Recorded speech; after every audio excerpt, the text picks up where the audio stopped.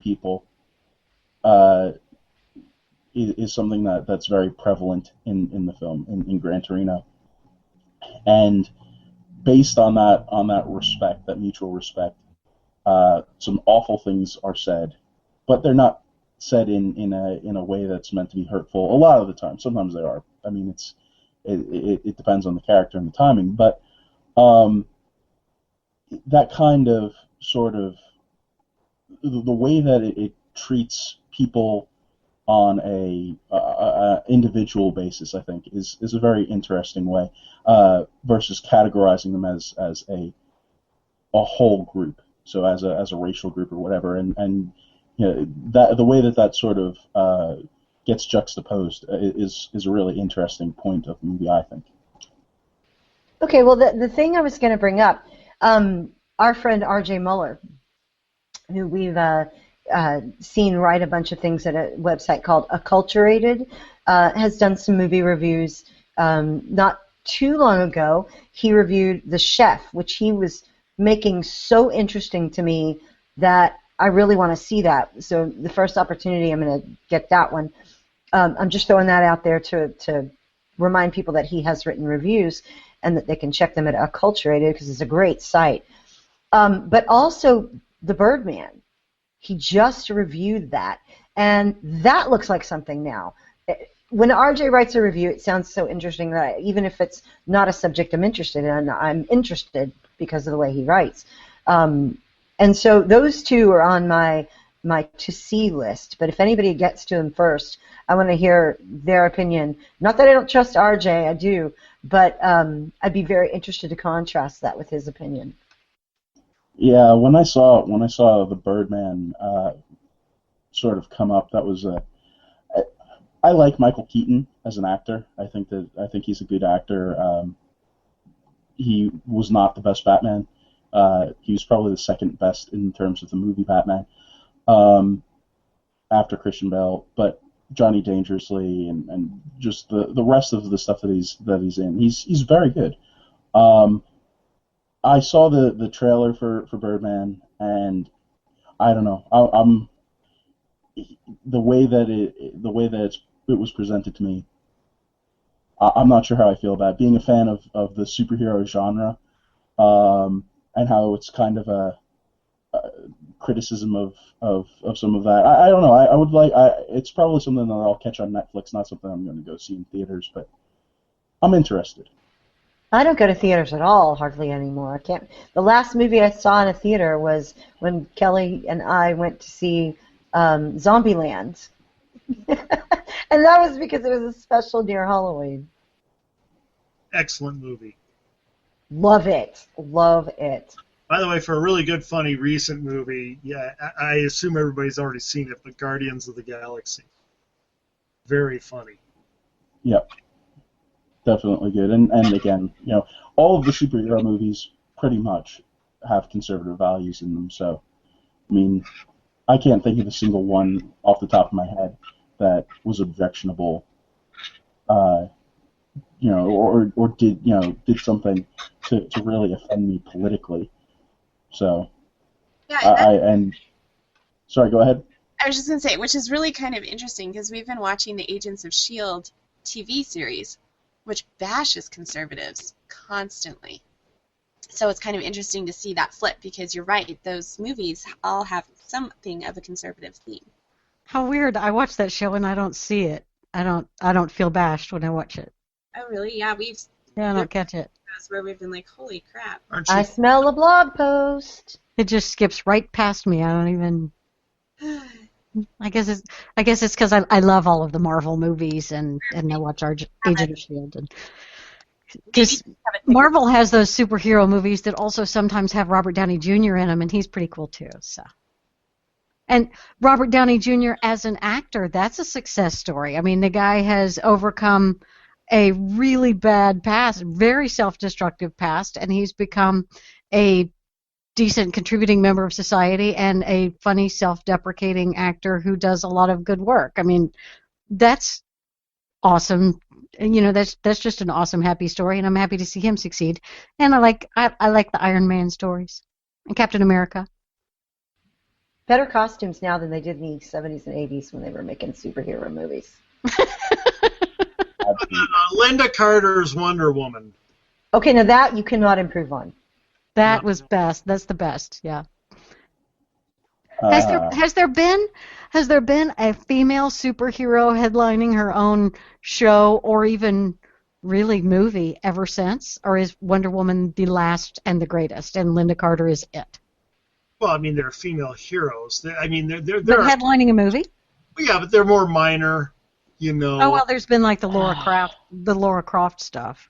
Okay, Croft is pretty much. Sorry, go ahead. sexism, movie sexism. Oh my God, let's do it right now. No, seriously, that's a good point. I would say the best female hero movies have to be the Alien series with Sigourney Weaver. Yep. Sure. Ripley. I will admit that when my youngest was in utero, her name was Ripley. There you go. Because, yeah, she was kicking like an alien. She was an alien. I think that's an interesting point about the sort of lack of female superheroes in Hollywood, and the fact that this is Hollywood we're talking about. Hollywood that gets into everybody else's business and yells at us for doing so much wrong. Of course, conservatives must be sexist. Conservatives, right.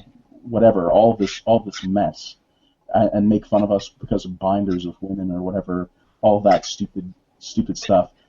And they haven't been able to figure out how to. I mean, ask Rob in the chat room. Ask Rob in the chat room how many female superheroes there are across the various comic book universes. I mean, there are so many out there that would have been excellent. The only one that I can think of, the only superhero-ish movie that I can think of that headlined with a female superhero was Catwoman with Halle Berry, and I'm pretty sure that movie doesn't actually exist. It died. She looked good. That brings up something else, the superhero theme movie stuff. I don't know how many of you have ever gotten into, and I'm a recent consumer of it, the What's Wrong with Whatever Movie in So Many Minutes channel on YouTube. It's Cinema Sins is the channel on YouTube, and it's hilarious. They pick apart, they nitpick, I mean, for fun and apparently profit now, nitpick the heck out of films, and they've gone back, dozens of years and then done stuff that just came out. And it's some of the most hilarious commentary to me, but I've actually caught conservative messaging in their commentary occasionally. And they are very opinionated about superhero films in general, and so they rip those to shreds when they're not up to standard. But and they even have an alternate channel for that sort of thing now. But the interesting thing, they were talking about the press conference, say, in 2012, I think, which was the big, their John Cusack disaster movie and whatever. And they were talking about the press conference they're having, and they made a huge slam in the middle of it. Who's writing this press release? Is that President Obama's team? Just got that in there. It was awesome. Great. It was great. And then every time in the movie, the government and scientists were all working together to try to figure out what was going on, and all these estimates they had about global warming were wrong, and they kept being proved wrong. But this time we're right. Every time they would say that, they would slam them on it. And sometimes they're just, when they pulled out something so unbelievably awful, the guys will say, "Oh, come on! Now the movie is just saying F you." Yeah, I'm gonna have to check out that YouTube channel. It's like Red Letter Media, the Plinkett reviews, except I would assume they're shorter. But YouTube is a great place for movie commentary. It's amazing. I think while we're on the topic of movies, we would be remiss if we didn't mention Econ Pop, because of just the stuff that they do with.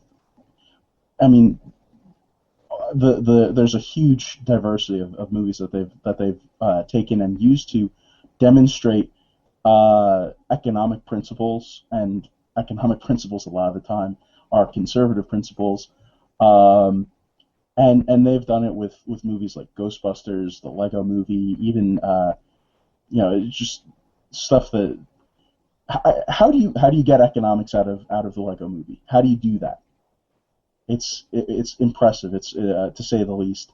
But the guys over at Emergent Order have and Econ Stories just man, they do a really great job. The same guys that came up with the Hayek versus Keynes raps and Econ Pop. It's a great 7 minutes. I've never wasted 7 minutes watching Econ Pop. I can guarantee that. Fishy, you actually have tweeted with the hosts over there. I know Andrew Heaton. He knows Heaton. I'm a fangirl. That's all he knows about me, that I'm a fangirl. But every time they put out something, I tell them, how much I appreciate it. And they actually made me go watch the Lego Movie, which is something. I'm the Redbox kind of gal. If it's not at Redbox, I'm really not going to watch it unless it's on Netflix or something. I just don't enjoy dollars worth when I go. We lost you got to you do there. pop. We lost you there for a second there. No, sorry. I don't enjoy the in studio or in theater experience anymore, just because it's so dang expensive. So I'm a Redbox and Netflix scroll. But he actually made me watch the Lego Movie, and I was impressed with some of the stuff that was going on in there. It's really sad to find out what Batman's really like in a Lego Movie, but sorry kid, but that's it was so awful. But at any rate, no, Andrew Heaton is one of the geniuses behind it as well, and he's just so freaking funny. It's adorable, and it is definitely a good place to go to learn how to take your conservative values and your conservative economic theory and look at a movie that way. It's really nice. Absolutely. I think the first one was House of Cards a billion years ago. It was earlier this year. House of Cards was where they started, but then they moved into movies like the Dallas Buyers Club, which was an excellent video from that. I mean, I already said that all of their videos are excellent, but Dallas Buyers Club and just the economics of Elysium, that was another hysterical one. Wall-E, they've gone through a lot of them. So just if you want to check out some really awesome content when it comes to economics and movies, the economics of Back to School. How do you get economics out of Back to School with Rodney Dangerfield, which is another excellent conservative movie, by the way, is Back to School with Rodney Dangerfield, which has everybody's favorite superhero in it before he was a superhero. Man, I can't believe I just blanked on Robert Downey Jr.'s name. But yeah, everything from their catalog, I'm going to put it in the chat now. Econ Pop is excellent. And I know Ryan had a question for Andy about the Lego Movie. No, we're going to do that another time. Andy says it'll take a while to explain, so not a big deal. All right. Basically, the Lego Movie, and because I walked Cori through it, and you can kind of tell him after I walked you through it. Yeah, I didn't pick up on it, the themes at all, and then afterwards Andy explained it, and I was like, oh, okay, that ruined it for me. Lego, maybe I don't want to be on that show when you do that. I don't the know. Lego Movie is one of the most intensely anti-God movies ever made. Ever. It is, anti-Christian God movie beyond. This is why we can't have nice things, Andy. Well, it's not. I don't go into a movie wanting to, find that in a movie and play it backwards and hear "My Sweet Satan" or whatever. When you break it down, it is unbelievable how anti-Christian it is. But there are a lot of other ones too. Pleasantville comes to mind. Really? Yeah, Pleasantville is very. It's also boring. I like Pleasantville. Pleasantville is a movie that I enjoy, just as sort of a check on conform